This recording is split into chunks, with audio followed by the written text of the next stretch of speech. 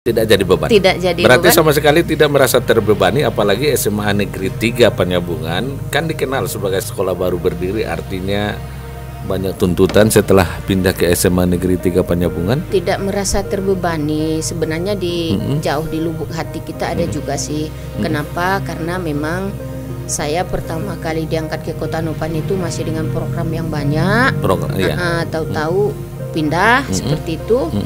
Terus saya lihat kalau dibanding dulu SMA 1 Kota Nupan itu dengan SMA 3 kan terbanting sekali. Kita tahu dulu SMA 3 itu seperti apa gitu. Nah, memang ada image waktu itu kalau orang sudah ke SMA 3 itu karena memang tidak bisa diterima di sekolah yang lain begitu. Itu benar nggak sih? Benar. Ya, benar. Tapi sekarang enggak ya? Sekarang enggak. Udah pilihan. Alhamdulillah enggak. Udah pilihan. Jadi kalau ada dua sekolah yang menerima antara SMA 1 Penyambungan dengan SMA 3, kakak yakin orang masuk ke SMA 3? Yakin. Kita tahu SMA Negeri 3 Penyambungan itu satu-satunya sekarang SMA Penggerak. SMA Penggerak. SMA Penggerak di Penyambungan.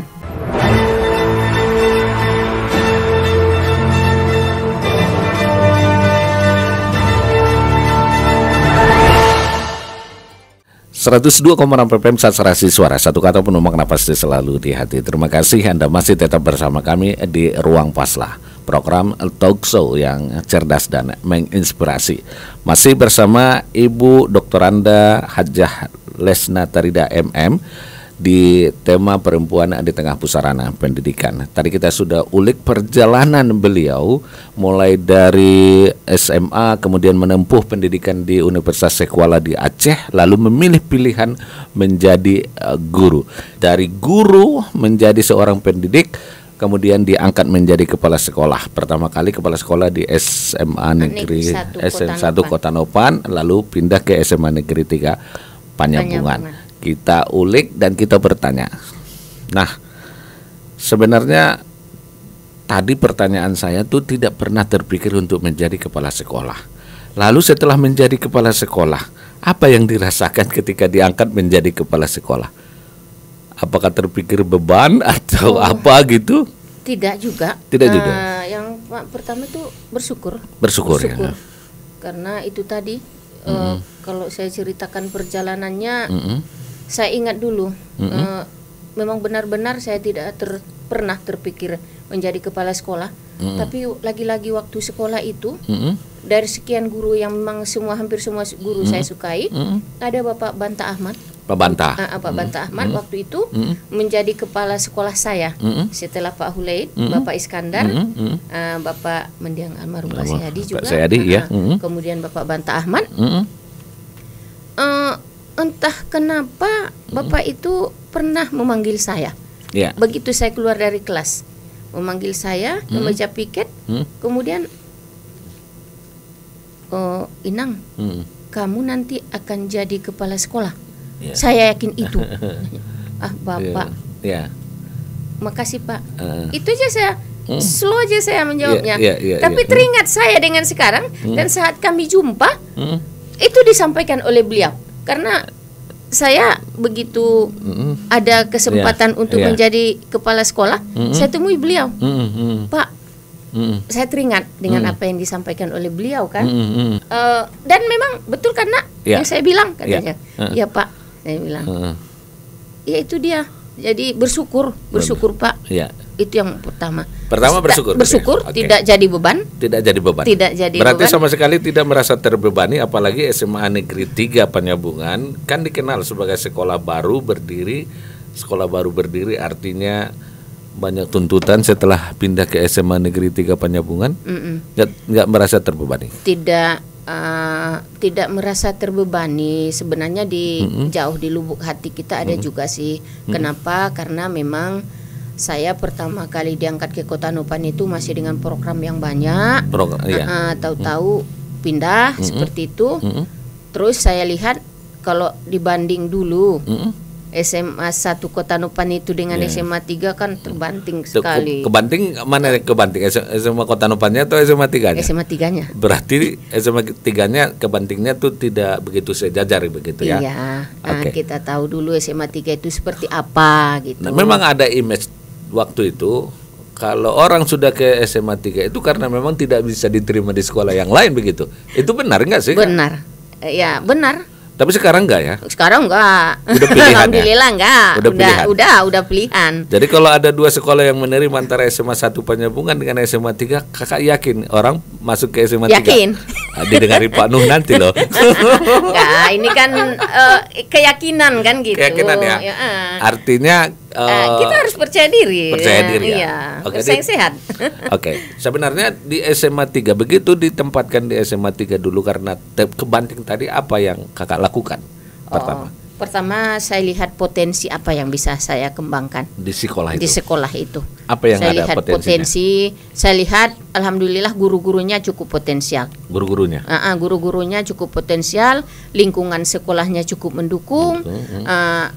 Di sana itu rimbun, nyaman belajar. Ya. Kemudian kalau masalah kenakalan siswa barangkali bisa lebih sedikit karena begitu masuk ke sekolah mereka tidak ada panggilan-panggilan dari luar, mau merokok kemana, mau ke bioskop atau mau kemana seperti itu. Jadi godaan lingkungan nggak ada gitu ya? Iya, kondusif. Kondusif ya. Kondusif. Jadi kakak lakukan itu konsolidasi terhadap guru-gurunya dulu. Itu yang utama.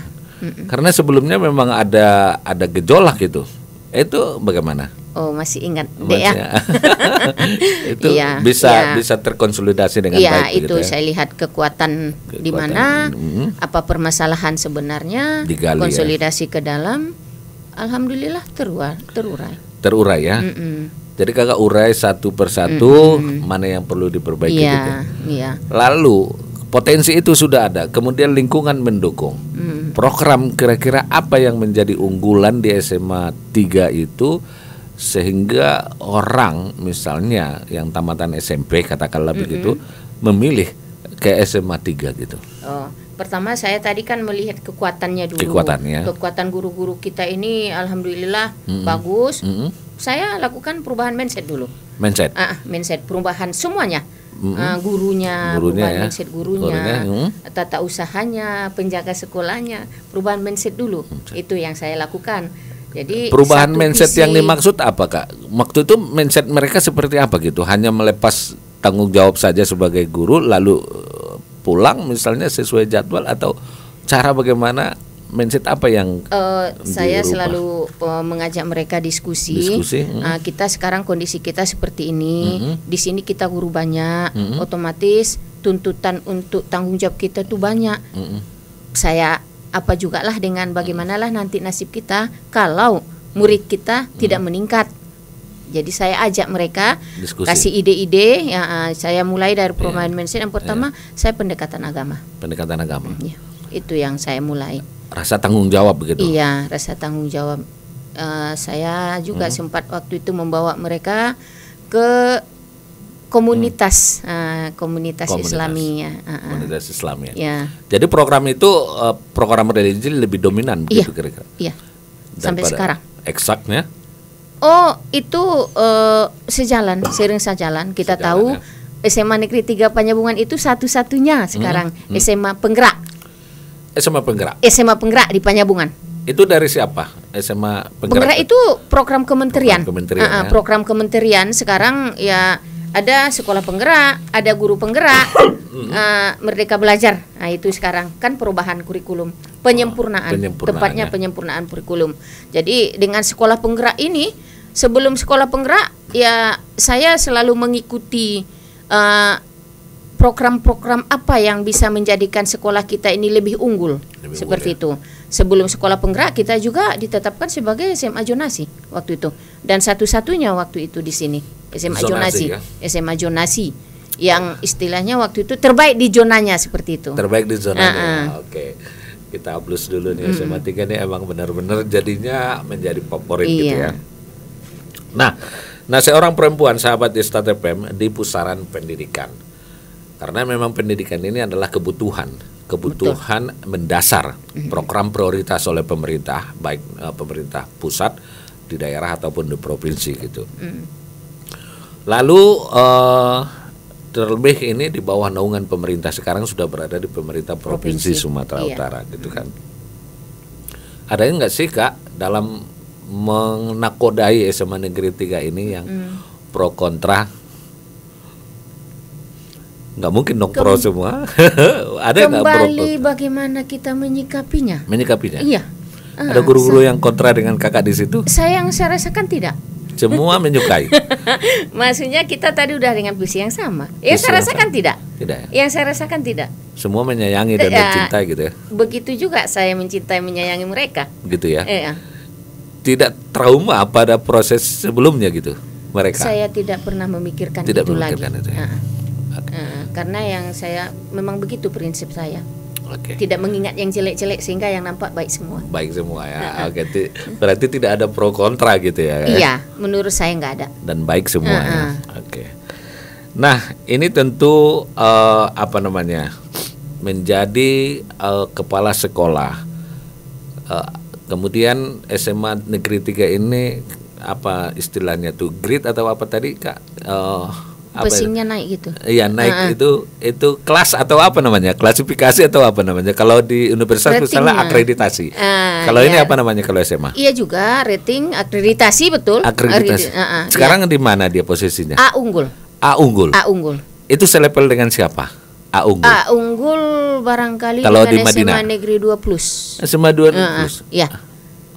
Itu sekarang levelnya. Iya. Oh, saya mantap banget. Itu levelnya sekarang ya. Iya. A unggul ya. A unggul. Penilaian itu dari kementerian. Iya. Dan dinas. Iya, yang anehnya, yang bersyukurnya penilaian akreditasi unggul ini kami tidak diverifikasi. Mereka melihat jejak rekam kami secara online barangkali ya. Online. Online. Dari sisi semua ya. Iya. Ini tidak pala diverifikasi, diperiksa gitu. Akreditasi unggul ini sudah berapa tahun ini? Sejak 2020. 2020. Saya ke situ kan 2019, 2020. 4 tahun. 4 tahun dia bisa mencapai level itu ya. Iya. Sama dengan SMA Negeri 2+ ya. Iya. Untunglah ini SMA Negeri 3+ gitu ya, enggak ya? Amin. Oke. Lalu untuk mencapai itu kita tadi sudah tahu kakak melakukan konsolidasi terhadap guru. Saya sudah tanya tidak ada pro kontra. Saya sudah tanya semua menyayangi satu visi. Kemudian dia solid untuk menggerakkan agar siswa itu bisa diterima di perguruan tinggi. Apa sih kiat kakak itu sebagai kepala sekolah yang notabene saat ini banyak lulusan SMA Negeri 3 ini masuk ke perguruan tinggi negeri? Oh, itu ada saya ikat dengan kata relasi. Relasi. Membangun dalam arti relasi kata ke tingkat? Bukan. Relasi itu singkatan dari rekrutmen, latih, dan evaluasi. Oh gitu. Saya pikir tadi relasi itu adalah bagian dari jaringan gitu, enggak? Oh. Rekrutmen. Latih dan evaluasi.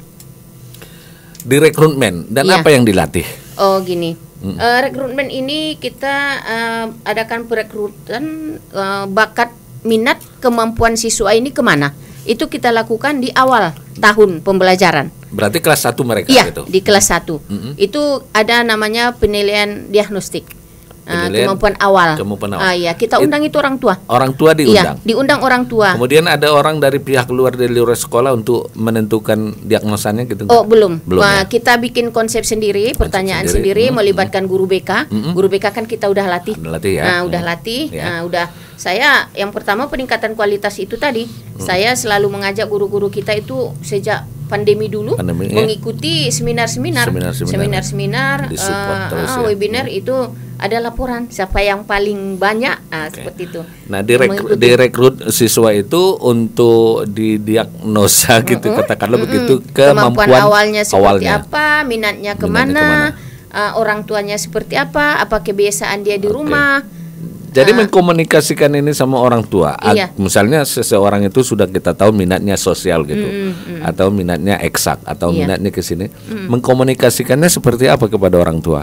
Pengundangan orang tua ini kan pelibatannya kita kasih waktu itu selama 1 bulan. 1 bulan. Jadi kita sampaikan ke anak-anak 1 bulan ini kita asesmen namanya. Asesmen asesmen awal gitu. Asesmen awal. Tolong sampaikan ke orang tua kapan orang tua ada waktu. Silakan datang ke sekolah, sampaikan sama wali kelasnya. Jadi si anak ini udah janji dengan orang tua, disampaikan ke wali kelas. Wali kelas sudah standby ini memang, udah standby tiap hari selama 1 bulan penuh. Didampingi oleh guru BK. Jadi ada komunikasi, ada orang tua, ada guru BK-nya, ada wali kelas, semua dicatat. Dicatat ya. Dicatat dan itu disampaikan. Disampaikan ya. Iya. Begitulah cara mengkomunikasikan dengan orang tua. Jadi kita si anak ini suka ini, suka dan orang tua menerima ya. Iya, dan memang kita tahu itu dari orang tua. Dari orang tua. Dan dari situ juga lah kita tahu si anak itu seperti apa di rumah. Bagaimana dia mendapat perhatian penuh atau tidak. Nah, untuk bisa tadi kalau ingin tahu berapa tahun ini yang masuk ke perguruan tinggi ya? 75%. 75% itu dari lulusannya. Iya, gitu ya? Dari lulusan, alhamdulillah. Kalau angka nominalnya berapa 75% itu? 100? Ada di HP saya ya, itu. Enggak apa-apa. Ada, ya, tapi ratusan ya? Iya, ratusan. Iya. Dari peningkatannya itu persentasenya yang saya ingat itu dari tahun pertama saya hanya 21%. 21%. Iya, 21% masih awal-awal. Tapi itu pun awal-awal itu sudah ada yang kedokteran 2. Kedokteran. 1 ke USU, 1 ke UNSIA. Jadi 21%. Ya. Kemudian meningkat di tahun berikutnya menjadi 35%. 35%. Iya. Dan menyebar lagi. Iya, menyebar. Meningkat lagi menjadi 53. Meningkat lagi menjadi 65 dan sekarang 75. 75. Untuk tingkat SMA luar biasa itu. SMA. Iya, karena kita udah 4 tahun berturut-turut. Dari SMA yang ada di Mandailing Natal, persentase kelulusan diterima di perguruan tinggi itu 75%. Ini yang tertinggi atau bagaimana? Tertinggi. Bukan hanya di apa? Cabang dinas wilayah 11. 3 wilayah. Setabaksel tertinggi diterimanya di perguruan tinggi 75%. Wes, aplus kita nih. Lagi-lagi kita salut sama Ibu Lestarida yang menakodai SMA ini sehingga target itu masih dan ke depan sepertinya memang tantangan itu makin banyak. Makin banyak. Terutama dari orang tua. Yang 70% itu menyebar di universitas mana, Kak? Oh, ada di Jawa. Di Jawa. Malah ini yang kita sayangkan ada di USU, di Andalas, di Padang menyebar sampai ke Malikul Saleh, ke Unsyah Banda Aceh juga alma mater saya ada. Anak SMA negeri UIN ya. SMA Negeri 3 ini sudah menembus UI atau UGM? Belum. UGM juga belum. Itu belum. Ini target karena target sih. Cuman itulah dia. Bukan mengeluh dengan keadaan. Kita tahu input siswa ke SMA 3 itu beda jauh. Beda jauh, sangat beda. Itulah barangkali kalau SMA yang paling rendah, saya bilang. Karena di samping barangkali jauh, kita kan di pinggir kota. Mikir orang jauhnya ongkos berapa gitu ya. Dan lain sebagainya, kenapa harus jauh-jauh. Inilah sekarang yang harus kita pikirkan, harus ada kita nilai jualnya. Nah, ada memang beberapa untuk mencapai status akreditasi A unggul tadi gitu kan. Dari sisi akademisnya tadi kita sudah lihat 75% kelulusan berterima di perguruan tinggi negeri. Lalu ekskulnya itu. Ekskulnya apa itu sebenarnya? Keunggulan dari SMA Negeri 3 ini. Kalau saya bilang unggul semua. Unggul semua? Harus begitu. Dari program religi, dari program karena ini sekarang kan di Merdeka Belajar, di sekolah penggerak. Kita ini sekolah penggerak ini harus bergerak, tergerak, menggerakkan. Jadi ada 3 pembelajaran itu, ada co-kurikuler, ada intrakurikuler dan ada ekstrakurikuler, dan ini sama-sama pentingnya ini. Ekstrakurikuler itu menurut kita banyak memang menyediakan. Ada 14 cabang di sana, jadi tergantung kepada si anak, boleh memilih lebih dari 1. Jadi adik barangkali bisa lihat ke sana itu rame aja itu. Rame aja selalu. Saya kemarin itu ngantar undangan itu ada orang main gordang sambilan juga di situ. Oh iya. Jadi budayanya juga jadi dominan. Iya memang. Iya. Karena gini, di sekolah penggerak ini kan memang kita memerdekakan anak. Memberikan kebebasan untuk kemana maunya dia, apa minat dia. Tidak semua anak ini punya potensi. Pasti itu. Dan itulah yang harus kita rubah. Ini di sinilah Merdeka Belajar itu, di kurikulum Merdeka Belajar ini sekarang. Kalau dulu kan kalau IQ-nya tinggi idola. Nah, sekarang kita bagaimana mengidolakan semuanya? Dia idola di bidangnya masing-masing. Kalau olahraga kemampuannya olahraga, kalau seni gitu ya. Jadi udah bukan berarti yang pintar memang dia yang hebat, enggak, semuanya hebat. Oke, berarti ada apa namanya ya? Kira-kira semua prioritas lah. Iya, semua prioritas. Untuk ekskulnya. Yang pertama saya berupaya bagaimana siswa saya, guru saya senang di sekolah. Bahagia gitu ya. Itu upaya. Sebangsa menjadi rumah sendiri bagi mereka gitu ya. Harus, karena saya selalu sampaikan sama guru, gitu ya, sama siswa, jadikan sekolah kita ini ramah anak. Kemudian hindari rasa sedih, karena itu pangkal dari segala penyakit. Upayakan kita selalu bahagia. Ada perilaku, namanya juga SMA gitu kan. Iya. Secara psikologi pergeseran usia dari anak-anak remaja menjadi dewasa gitu kan. Ada enggak sih perilaku-perilaku yang agak menyimpang di sekolah itu? Ini jujur loh Kak. Iya. Ada. Ada ya pasti ya. Adalah, namanya itu tadi seperti yang saya bilang, dari latar belakang keluarga yang beragam ya. Ada yang broken home, ada yang memang keluarga tidak mampu. Dan ini masing-masing anak beda dalam menyikapi. Bagaimana cara Kakak itu untuk menyikapi seperti itu, atau pelibatan dari guru BP-nya gitu? Kasus bukan hanya BP, semuanya. Anak saya bangga. Jujur saya bangga dengan guru-guru kita. Kalau di sana kepedulian sama siswa itu luar biasa. Ya? Saya udah 3 sekolah yang saya lalui. Jujur ini saya akui luar biasa kepedulian guru-guru SMA 3. Apa biasanya? Rumah itu hal yang biasa bagi mereka. Kunjungan rumah. Kunjungan rumah. Gurunya. Apa yang luar biasa di sana kejadiannya? Kepedulian. Dari perilaku itu misalnya apakah narkoba atau apa gitu?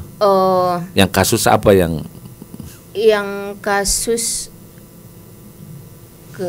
sampai yang apa belum sih? Ya? Belum. Cuman yang kita dengar-dengar ada balap liar yang seperti itu. Ya. Ini kenakalan remaja biasa gitu ya. Remaja yang malas sekolah. Yang itu faktornya bukan hanya dari si anak, tapi lebih kepada orang tua, kepedulian orang tua dan juga lingkungan. Oke, siap. Jadi Kak, begitu kompleksnya tadi, begitu banyaknya kegiatan. Kakak ini kan sebagai seorang ibu rumah tangga, saya ingin tahu sebenarnya bagaimana sih membagi waktunya gitu. Saya dari awal memang dapat dukungan penuh dari suami. Karena satu profesi itu. Iya, satu profesi. Dari awal memang seperti perjalanan saya di SMA 1, sama-sama satu tempat tugas kami waktu itu, udah berjalan ini. Bang, saya seperti ini, seperti ini. Ayo, ya nggak apa-apa. Saya dukung. Semua, bukan hanya dukungan moral, materi, motivasi, semuanya saya dapatkan. Begitu juga dari anak-anak. Anak-anak berapa sekarang? 5. Mereka sekarang? Alhamdulillah sudah 3 yang sarjana. 3 yang sarjana. Satu lagi, 2 lagi sekarang. Paling kecil di PT Institut Teknologi PLN. Jakarta ya. Jakarta, iya. Di institut. Iya. Oke. Yang 3 sudah berumah tangga. Udah satu berumah tangga baru. Udah punya cucu berarti. Udah, alhamdulillah. Nah, saya laki-laki semua. Pandawa 5 kata orang Jawa. Pandawa 5 berarti manuori terus ya. Manuori terus. Oke, mereka nggak komplain gitu ya? Enggak. Malah mereka yang mensupport. Pedulinya sama saya luar biasa. Mereka lah pengobat lelah saya. Kalau sering itu di WA, Mama udah pulang. Gitu. Mereka yang menghubungi saya. Udah makan, seperti itu. Baik, sahabat Desa TPM, sebagai kepala sekolah dan sebagai seorang ibu, tentu tamu kita ini punya target dan harapan ke depannya yang ingin dan dicapai di masa yang akan datang. Kita akan kulik selepas pariwara berikut ini.